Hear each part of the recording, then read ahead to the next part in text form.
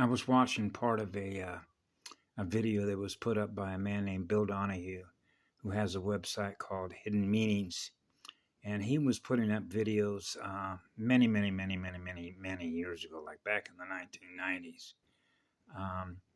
and the amount of information that's related to what we call past history, access to records. When we get into all the stuff that's related to Allah, Buddhahara, all the Krishna stuff. In other words, all of the, he did an enormous, just given the amount of time from the time he was born, the amount of information that he processed on a cellular recording level was pretty remarkable, actually. So I watched this video called The Alien Invasion, and he focused mostly on the period of what was known as, what was the guy that did the baptism? John the Baptist. And this ties directly into the Guardian stuff about the 12 Jeshua codes, the original 12 clans and tribes, because all this data is cross-linked to other data. So you're filtering your perception, vibration, and frequencies is modulating, but we're filtering all this data, which is all the information that we thus experience and record between past, present, and future, which is our transcript, which is our record by virtue of what we're writing into our template that represents who we are based on our core encryption code, fire codes, our unique spiritual essence, right? And so he was mentioning how there was a message, and he mentioned Emerald, a message from the Emerald teams back during that time, right? That talked about that during this period of time in 2012, the humanity would be obsessed with communication technology. Greed and profit, how greed and profit play into that holographic mathematical data stream of information systems, which is information system management. And how assimilation takes place when you use words like Borg and Borgia matrix, right?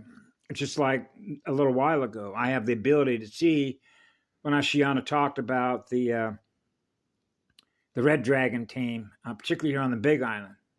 There's a strong formation of them here, okay? They used to come down to Hilo and put on their dance wearing their red and black. That's why you see the red and black when you go to the Safeway. I did a video on that, and it shows their two colors, right? Red and black, right? Black hearts. And so those are their colors, which is known as a signet, which means they're flying their colors. So it's just like a dog that pisses on a tree. This is our territory. So they mark it, and they mark it with their colors.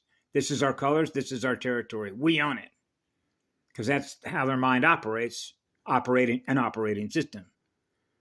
Okay, you're mine. That energy belongs to me. So they haven't learned to let go. So a little while ago when I went to go potty, I could see the lines, the crisscross tic-tac-toe. You know, the lines, the light lines of what she was talking about, the towers. Yeah, I can see those. I can perceive those and filter those. Even though I work with the sun and I'm pushing silver and gold, the blue shield, right, and the ultraviolet light. So I'm pushing the golden fire right now with the sun and just lighting up the whole sky, you know, between inner earth, right, God world matrix, the aurora, the gyrodome tech, right, as a mononuclear pole, monopole, right?